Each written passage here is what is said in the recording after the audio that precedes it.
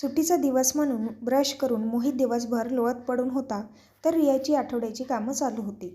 संध्याकाळ झाली म्हणून रिया मोहितला उठवायला गेली आणि अजूनही निद्रिस्त असलेले आपले पतिदेव पाहून ओरडायलाच लागली.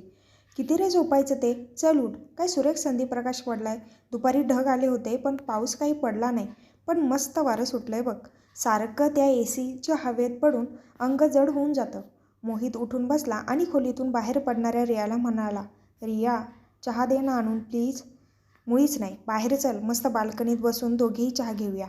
मोहित उठून तोंडावर पाणी मारून बाल्कनीत आला आणि रियाने बनवलेल्या फ्रेशली बेक कुकीज आणि चहा घेत बाल्कनीतून दिसणारी बाग आणि दळवणाऱ्या सोनचाफ्याच्या सुगंधाने तरतरीत होऊन गेला.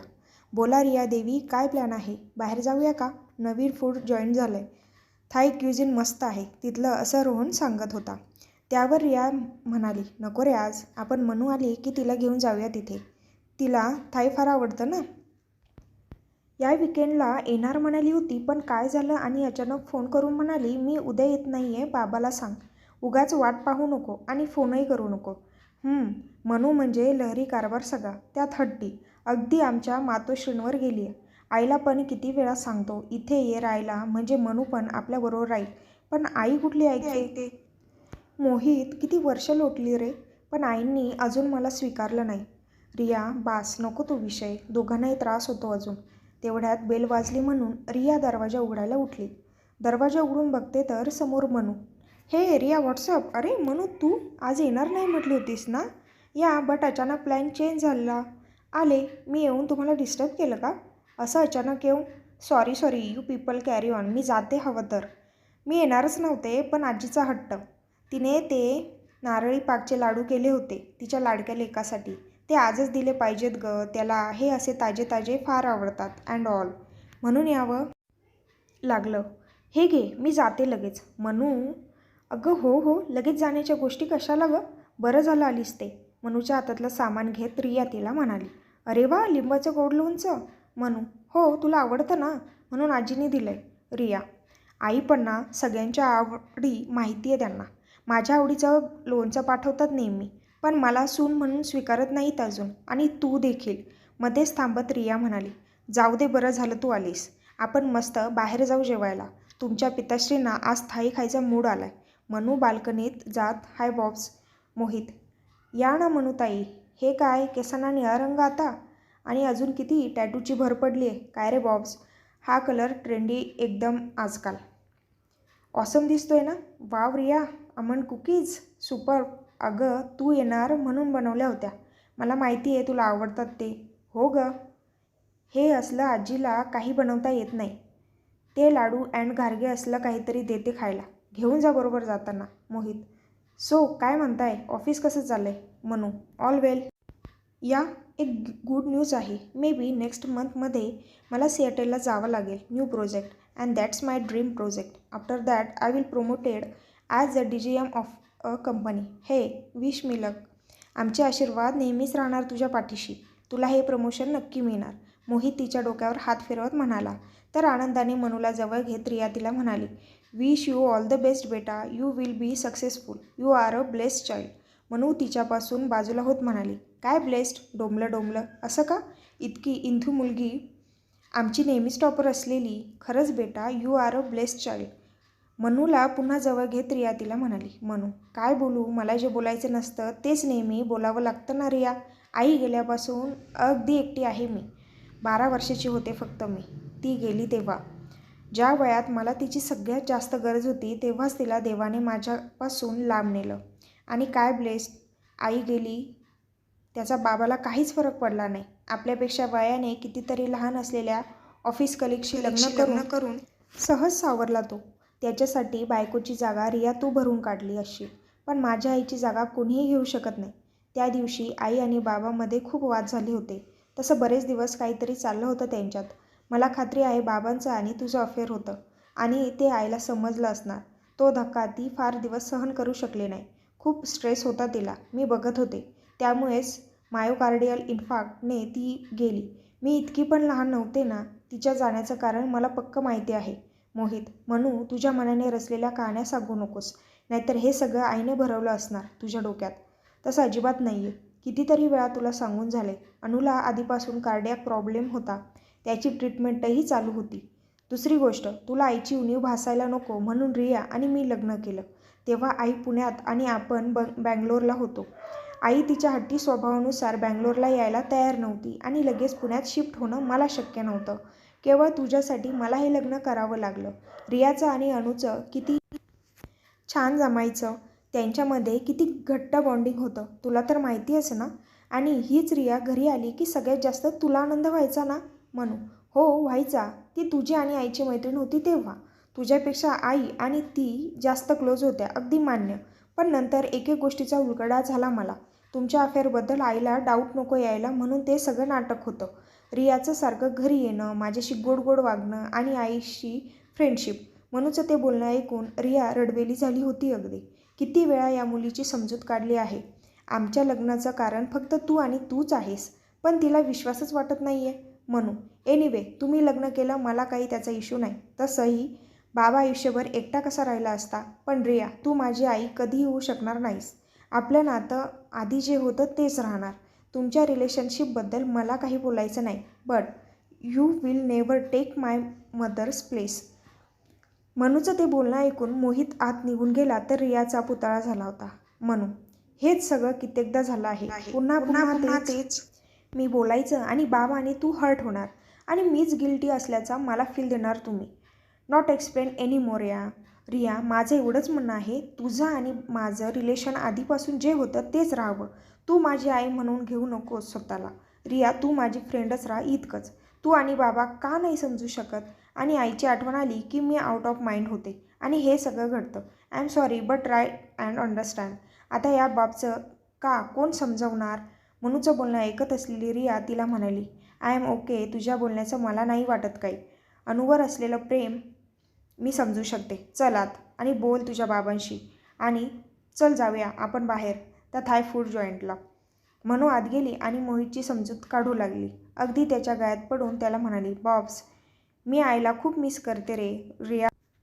रियावर आणि तुझ्यावर माझा राग नाही, पण रिया आणि माझं नातं बदलणं मला मान्य नाही कधीच. रियाने आईसारखं मला जवळ घेत बेटा बाळा म्हटलं की माझं डोकं फिरतं रे. मोहित, मी ही गोष्ट एक्सपेक्ट केली आहे. मला तिच्या वागण्याचं काहीच वाटत नाही. मी तिला समजू शकते. तू का दरवेळी इतकं मनाला लावून घेतोस? चल म्हणू, थांबते, आपण जाऊया बाहेर. रियाच्या बोलण्याने मोहित थोडा नॉर्मल झाला आणि बाहेर यायला तयारही झाला आणि ते वादळी वातावरण शांत झालं. बॉब्स, ही ट्रीट माझ्याकडून हां. तिच्या बॅगमधून वाईन बॉटल काढत मनू म्हणाली, माझी प्री प्रमोशन पार्टी. मनूच्या हातातल्या वाईन बॉटल्स बघून रिया म्हणाली, आपण प्लॅन थोडा चेंज करायचा का? घरीच पार्टी करूया का? मी ऑनलाईन ऑर्डर करते. बाहेर नेक्स्ट वीकेंडला जाऊया. Okay, I don't have any problem. Let's celebrate here only. Riya, Italian order करूया का? नाहीतर दुसरं तुम्ही सांगा. ओके, मी आजीला फोन करते आणि तिला सांगते इथे घरीच आहे, यायला उशीर होईल म्हणून. मनू, तू इथे थांब की रात्री? उद्या सकाळी इथूनच ऑफिसला. नो वे, मी नाही थांबू शकत. रिया, तू पुन्हा त्या विषयाकडे वळतीयस. ओके ओके, तुला हवं ते कर. रात्री उशिरापर्यंत तिघं वेगळ्या विषयांवर गप्पा मारत मनूने आणलेली वाईन आणि जेवण एन्जॉय करत होते. ओके गाईज, मी निघते. आजी वाट पाहत असेल. मी गेल्याशिवाय झोपणार पण नाही ती. हो निघ तू. आमच्या हट्टी मातोश्री पुन्हा जागरणाने आजारी नको पडायला. हट्टी नाही रे बॉब्स, ती खूप अटॅच आहे माझ्याबरोबर इतकंच. Okay bye, see you next week. Manu, गाडी सावकाश चालव गं आणि घरी पोचल्यावर मेसेज कर, पाठमोऱ्या मनूला रिया म्हणाली. मनू गेली आणि मोहित आणि रिया पुन्हा बराच वेळ बाल्कनीत गप्पा मारत होते. मोहित रियाला म्हणाला, रिया, आता वेळ आली आहे मनूला खरं काय आहे ते सांगण्याची, की तूच तिची बायोलॉजिकल आई आहेस. आज अनु असती तर हे सत्य तिच्यापर्यंत आपण कधीच पोहोचू दिलं नसतं.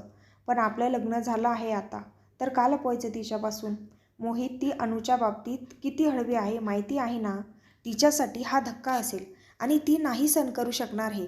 मी तिच्याशी बोलू शकते, तिला रोज म्हटलं तरी पाहू शकते आणि काही वेळ का होईना तिचा सहवास मला लाभतो, यातच मी खूप खुश आहे. आणि तिच्या मनातलं आई म्हणून अनुचं रूप तसंच असावं. ती आता मोठी झाली, तिची काही मतं आहेत, ती आपण स्वीकारणं योग्य वाटतं रे मला. हो, मी तिला आईच्या मायेने कधी गुंजारू शकत नाही, कधी कुशीत घेऊ शकले नाही, याचं दुःख वाटतं कधीतरी, पण जे आहे त्यात मी खुश आहे रे. आपली मुलगी एका मोठ्या कंपनीची DGM होते. हा आनंद किती मोठा आहे मोहित. रिया, तुझ्या ममतेवर तू लगाम ठेवून जगतेस. खरंच तू ग्रेट आहेस. लगाम नाही रे, जे आहे ते माझ्या मनाला, माझ्यातल्या आईला मान्य आहे रे. बरं चला रिया देवी, खूप उशीर झालाय, उद्या ऑफिस आहे. मोहित, मला काय वाटतं, मनू 2-3 महिने आता तिकडे राहणार तर तिला बऱ्याच गोष्टी बरोबर द्याव्या लागणार. म्हणून उद्या मी तिला घेऊन शॉपिंगला जाऊ का ऑफिसनंतर? आधी विचारून घे तिला आणि मग ठरव. ओके चला, खूपच उशीर झाला रे. दुसऱ्या दिवशी सकाळी ऑफिसला पोहोचल्यावर रियाने मनूला फोन केला. हॅलो मनू, अगं तू काल फोन नाही केलास रात्री पोहोचल्याचा, आणि मी हे विसरले रात्री. बराच उशीर झाल्याने. बरं ऐक, संध्याकाळी माझ्याबरोबर येशील का शॉपिंगला? मनू, रिया, अगं आज बहुतेक नाही जमणार मला, इथेच उशीर होईल ऑफिसमध्ये, आणि पुढचे 2 दिवस पण अवघडच वाटतंय. आपण नंतर जाऊया का कधी? रिया, तुझा आवाज का असा वाटतोय? झोप झाली नाही का? आर यू ओके बेटा? मनूने काही न बोलता फोन कट करून टाकला. रियाला तिच्या अशा वागण्याची एव्हाना सवय झाली होती, त्यामुळे त्याचं काहीच वाटलं नाही. पुढचे 2 दिवस नेहमीचं बिझी रुटीनमध्ये गेले. संध्याकाळी घरी आल्या फोनची रिंग वाजली म्हणून रियाने घाईने फोन उचलला, तर पलीकडून मोहितची आई बोलत होती. मोहित घरी आला नाही का गं अजून? जरा बोलायचं होतं त्याच्याशी. आई, आज उशीर होईल मोहितला. मी काही निरोप देऊ का? नाहीतर त्यांच्या मोबाईलवर कराल का? अगं बाई, किती वेळा फोन लावला, पण एकतर एंगेज नाही तर तो कधी उचलतच नाही आहे. म्हटलं घरी पोचला असेल म्हणून घरी लावला. बरं मी काय म्हणते, त्याला आल्यावर मला घाईने फोन करायला सांग. उद्या अनुच्या श्राद्धाचा दिवस ना. दरवर्षी आपण अन्नदान करतो ना देवळात आणि आश्रमात. त्याची आठवण आहे ना त्याला? तेच विचारायचं होतं. आणि मी मालतीला हाताशी घेऊन लाडू करून ठेवलेत तिथे वाटण्यासाठी. ते तेवढे घरी येऊन घेऊन जा म्हणावं. 2 दिवस मनू पण नाही आहे ना घरी, नाहीतर तिच्या हाती पाठवले असते. आई, मी सांगते मोहितला फोन करायला. आई, मनू घरी नाही आहे म्हणजे? अगं ती ऑफिसच्या कामासाठी गेली आहे 2 दिवसांपासून. आज यायला हवी खरं तर, उद्याचा दिवस नाही विसरायची होती. बरं ठेवते बाई, मोहितला तेवढी लाडवाची आठवण कर. सकाळी जाताना घेऊन जा म्हणावं. बरं आई, सांगते मी. फोन बंद झाल्यावर रिया विचारात पडली की मनू असं काही बोलली नाही की बाहेरगावी जाणार आहे. ती लांब राहत असली, किती लहरी असली तरी तिच्या बाबाला प्रत्येक गोष्ट सांगितल्याशिवाय राहत नाही. जायच्या आधी नाही, पण पोहोचल्यावर. रिया कॉफी घेत बराच वेळ विचारात हरवलेली होती. बेल वाजली म्हणून विचारातून बाहेर आली आणि दरवाजा उघडताच समोर मोहित आणि मनू एकत्र दिसले. तिला थोडं आश्चर्यच वाटलं. मनू या वेळेला आणि अशी मध्येच? मोहित, अरे मनू आणि तू आज एकत्र? आई तर म्हणत होत्या मनू कुठे बाहेर गेली आहे ऑफिसच्या कामाने. रिया, असं म्हणत मनूने रियाला घट्ट मिठी मारली आणि कितीतरी वेळ ती तिला बिलगूनच राहिली. रियाला खूप आश्चर्य वाटत होतं तिच्या अशा बिलगण्याचं. तिने खुणेनेच मोहितला विचारलं, काय झालं आहे? मोहितने मला काहीच माहिती नाही असं तिला खुणेनेच सांगितलं. रियाला बिलगलेली मनू बाजूला होत म्हणाली, आज मी राहते बरं का, आणि आजी पण येते मालती मावशीबरोबर. उद्या आपल्याला आश्रमात जायचं आहे ना, इथूनच जाऊ सगळे. मोहित आणि रियाच्या चेहऱ्यावरचे आश्चर्याचे भाव वाचत मनू म्हणाली, गाईज, आज वाटलं मला यावर राहायला, आणि आजीलाही तयार केलं. रिया, मी खूप विचार केला आपल्या या नात्यावर, आणि मला आज रिअलाईज झालं, मी कशी वागले तरी तू मला कधी स्टेपमदरसारखं वागवलं नाहीस. माझ्याशी प्रेमानेच वागत राहिलीस, बाब्सपेक्षाही जरा जास्तच. मनूचे असे पाणावलेले डोळे आणि रियाच्या डोळ्यातून वाहणारे अश्रू पाहून मोहित म्हणाला, मनू, तू ठीक आहेस ना आज? काय झालंय? आज इथे राहायला तयार झालीस? अरे वाटलं मला. तुला नाही आवडलं का? नसेल तरीही मी राहणार बरं. यावर मोहित म्हणाला, तू इथे राहतेस ते आवडलं मला, पण ते निळे केस मात्र अजिबात आवडले नाहीत बरं का. ते ऐकून बाबाला मिठी मारत मनू म्हणाली, काय रे असं? किती कॉम्प्लिमेंट्स मिळाल्या मला. आणि तू? तेवढ्यात मोहितची आई आणि मालती पोहोचल्या. अहो आश्चर्यम, प्रत्यक्ष मातोश्री आमच्या घरी. आज असे धक्क्यावर धक्के. अरे बाबा, या मुलीच्या हट्टापुढे कोणी काही करू शकतं का? माझ्याबरोबर राहण्याचा निर्णयही तिने असाच हट्टाने घेतला होता, आणि आता अचानक इथे कायमच्या राहणार म्हणे. रिया मात्र शांत झाली होती अगदी. रियाकडे पाहत मनू म्हणाली, आत्ता सांगते. रिया, आपण पार्टी केली त्या दिवशी खूप उशीर झाला म्हणून मी घाईने निघाले आणि माझ्या कीज इथेच विसरले. खाली जाऊन परत वर आले तर दरवाजा तर उघडाच राहिला होता, आणि तुम्ही दोघं बाल्कनीत बोलत होतात. ते सगळं मी ऐकलं. बॉब्स, तू रियाला म्हणत होतास तूच तिची बायोलॉजिकल मदर आहेस, तिला सांगायला हवं. ते ऐकून मला तो धक्काच होता. पण मी तुम्हाला कळू न देता कीज घेऊन परत फिरले आणि खरं काय ते जाणून घेण्यासाठी मी त्याच्या 2 दिवसानंतर बँगलोरला गेले होते आणि तिथे जाऊन मी भावेश अंकलला भेटले आणि त्याला मी तुमचं जे बोलणं ऐकलं होतं ते सांगितलं आणि खरं काय ते सांगायला सांगितलं. कारण मला माहिती होतं भावेश अंकलला नक्की माहिती असणार सगळं, कारण मी बघत आले तुमची किती क्लोज फ्रेंडशिप होती ते. मला माहिती भावेश अंकल आणि रिया सोडून इतर कोणाशी इतके संबंधही नव्हते तुझ्या आणि आईचे. अंकलने मला सांगितलंय सगळं आणि मी त्या गोष्टींची खात्री करूनही घेतली. सर्वोदय हॉस्पिटलमध्ये जाऊन.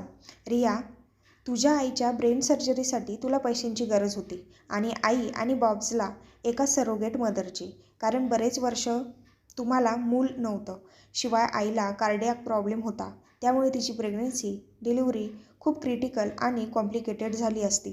म्हणून डॉक्टर रावनी तुम्हाला हा पर्याय सुचवला आणि डॉक्टरच्या मदतीने ओळखीने तुम्ही रियाला निवडलं. रियाला पैसे मिळाले सर्जरी होऊन, पण तिची आई जास्त दिवस राहिली नाही. त्यानंतर रिया एकटी पडली होती अगदी त्या काळात. आई आणि तू तिला धीर देत होतात आणि तिने जन्म दिलेल्या बाळाचा सहवासही तिला मिळू देत होतात. आता मला सगळ्या गोष्टींचा उलगडा झाला. आय एम सॉरी बॉब्स, मी वाटेल ते म्हणत होते तुझ्या आणि रियाच्या रिलेशनशिपबद्दल. अंकलने मला हे देखील सांगितलं की रिया आणि तू लग्न करावं ही आईचीच इच्छा होती.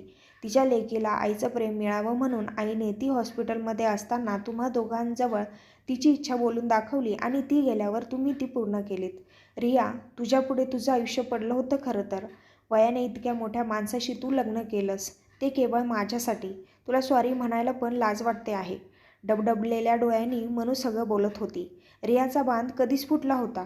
आई म्हणत मनूने तिला घट्ट मिठी मारली. अनुच्या फोटोकडे बघत मोहितच्या डोळ्यातून देखील अश्रू वाहू लागले. आईने तिघांनाही जवळ घेत शांत केलं आणि रियाला सून म्हणून मनापासून स्वीकारलं.